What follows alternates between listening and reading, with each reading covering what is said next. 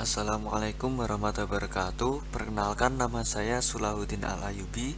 Di kesempatan kali ini saya akan membahas dan menjelaskan secara singkat apa itu HAM atau hak asasi manusia. Pengertian dan hakikat HAM. Hak secara definitif merupakan unsur normatif yang berfungsi sebagai pedoman berperilaku, melindungi kebebasan, kekebalan, serta menjamin adanya peluang bagi manusia dalam menjaga harkat dan martabatnya. Unsur-unsur dalam hak yaitu ada tiga, yaitu pemilik hak, ruang lingkup penerapan hak, dan pihak yang bersedia dalam penerapan hak. Dengan demikian, hak merupakan unsur normatif yang melekat pada diri setiap manusia yang dalam penerapannya berada pada ruang lingkup hak persamaan dan hak kebebasan yang terkait dengan interaksinya antara individu atau dengan instansi. Nah, apa itu pengertian HAM itu sendiri? HAM adalah hak yang melekat pada diri manusia yang bersifat kodrat dan fundamental sebagai suatu anugerah Tuhan yang harus dihormati, dijaga, dan dilindungi oleh setiap individu, masyarakat, dan negara. HAM adalah hak yang melekat pada setiap manusia yang tanpanya manusia mustahil dapat hidup sebagai manusia. Ini menurut John Matterson. HAM adalah hak-hak yang diberikan langsung oleh Tuhan sebagai hak kodrati, menurut John Locke, yang bersifat mendasar atau fundamental, tidak dapat dicabut oleh siapapun, dan melekat dalam diri manusia. Yang selanjutnya yaitu adalah simpulan tentang HAM. Simpulannya itu ada tiga. Yang pertama, HAM tidak perlu diberikan, dibeli, ataupun diwarisi. HAM adalah bagian dari manusia secara otomatis. Yang kedua, HAM berlaku untuk semua orang tanpa memandang jenis kelamin, ras, agama, etnis, pandangan politik, atau asal-usul sosial dan bangsa. Jadi HAM ini, semua orang ini sudah memiliki HAM tanpa ada unsur-unsur apapun yang di luar dari dalam diri manusia. Jadi setiap manusia itu pasti sudah memiliki HAM dari dalam dirinya masing-masing. Yang selanjutnya, yang ketiga adalah HAM tidak bisa dilanggar. Tidak seorang pun mempunyai hak untuk membatasi atau melanggar hak orang lain. Orang tetap mempunyai hak meski negara membuat hukum yang tidak melindungi atau melanggar HAM. Yang selanjutnya adalah perkembangan HAM di Indonesia. Perkembangan HAM di Indonesia itu sudah sangat berkembang sekali. Jadi sudah lama muncul dan sudah diterapkan di Indonesia selama bertahun-tahun, berpuluh-puluh tahun. Yang pertama yaitu pada era sebelum kemerdekaan pada tahun 1908 sampai 1945. Lalu di saat lahirnya Budi Utomo, adanya kesadaran berserikat dan mengeluarkan pendapat. Yang selanjutnya pasca kemerdekaan di tahun 1945 sampai saat ini.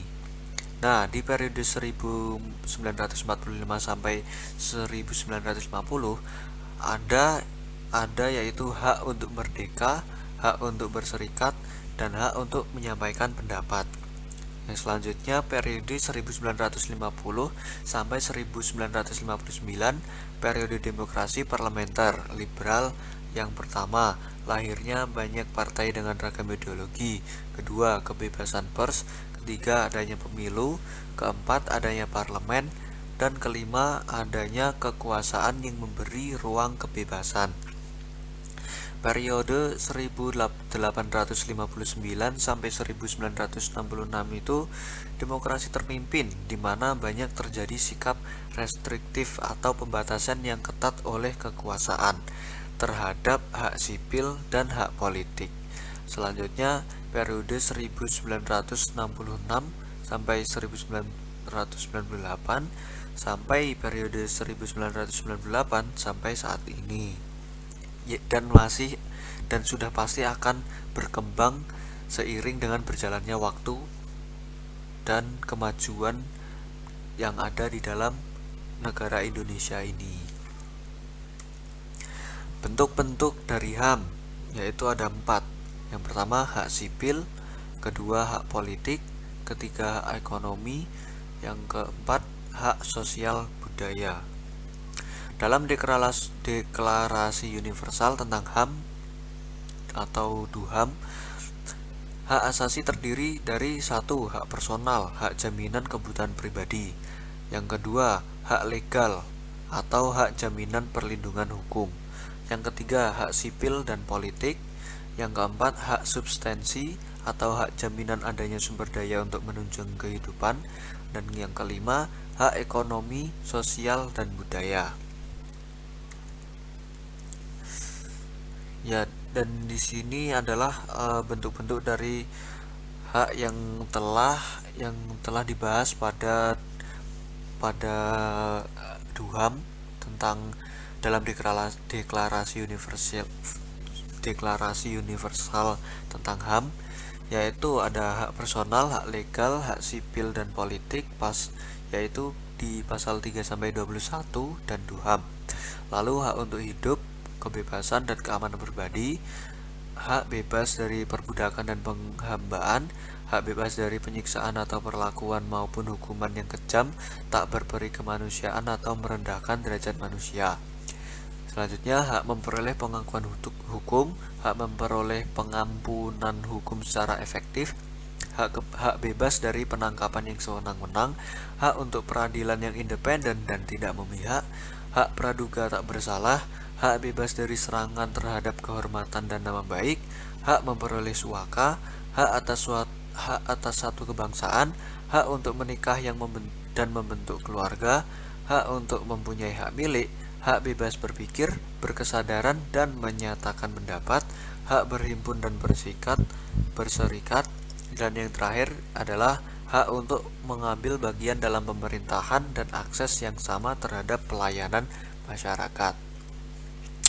Yang selanjutnya, hak ekonomi, sosial dan budaya berdasarkan HAM, hak atas jaminan sosial, hak untuk bekerja, hak atas upah yang sama untuk pekerjaan yang sama, hak untuk bergabung ke dalam serikat-serikat buruh, hak atas istirahat dan waktu senggang, hak atas standar hidup yang pantas di bidang kesehatan dan kesejahteraan, hak atas pendidikan, dan hak untuk berpartisipasi dalam kehidupan yang berkebudayaan dan dari masyarakat. Hak dalam Undang-Undang 1945 ada hak kebebasan untuk mengeluarkan pendapat, hak kedudukan yang sama di dalam hukum, hak kebebasan berkumpul, hak kebebasan beragama, hak penghidupan yang layak, hak kebebasan berserikat, dan hak memperoleh pengajaran dan pendidikan. Jadi kesimpulannya dari HAM itu adalah HAM itu semua dimiliki oleh setiap individual, semua orang itu memiliki HAM. Jadi tidak ada, dan HAM itu tidak ada yang membentuk, tidak ada yang menciptakan, tidak diberi, dan tidak bisa diberikan, karena HAM itu milik oleh setiap orang, dan semua orang itu memiliki yang namanya hak asasi manusia. Dan HAM sendiri memiliki bentuk-bentuk yang sangat banyak, yaitu dimulai dari hak sipil sampai yang terakhir HAM dalam Undang-Undang 45 tersebut, yang mana hak yang terakhir adalah hak memperoleh pengajaran dan pendidikan. Jadi HAM ini walaupun sudah yang sudah saya jelaskan ini banyak sekali, tidak menutup kemungkinan di masa depan hak asasi manusia akan bertambah lagi dengan semakin banyaknya, karena semakin kita mengetahui kebutuhan setiap manusia, semakin banyak pula HAM-HAM atau hak-hak dalam diri manusia yang pasti harus dimiliki. Jadi sekian dari presentasi yang dapat saya sampaikan, semoga bermanfaat. Wassalamualaikum warahmatullahi wabarakatuh.